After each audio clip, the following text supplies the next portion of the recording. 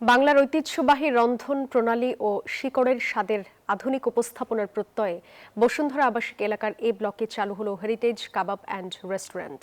রবিবার দুপুরে এর আনুষ্ঠানিক উদ্বোধন করেন বসুন্ধরার গ্রুপ ডিরেক্টর আহমেদ ইব্রাহিম সোবহান। বাংলার আবহমান স্বাদ ধরে রাখতে বসুন্ধরা গ্রুপের এই উদ্যোগ সর্বাঙ্গীন সুন্দর হবে বলে আশাবাদ জানান তিনি।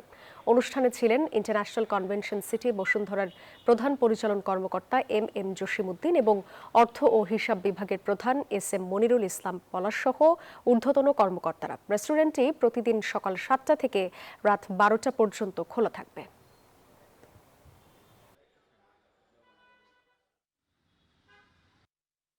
এটিও বসুন্ধরা গ্রুপের আরো একটি প্রতিষ্ঠান। এখানে মূলত বাংলা খাবার দাবার, অথেন্টিক যে বাংলা রেসিপি, এই রেসিপিতে খাবার দাবার রেডি থাকবে এবং সকাল 7টা থেকে রাত 12টা পর্যন্ত আজকে থেকেই শুরু হবে।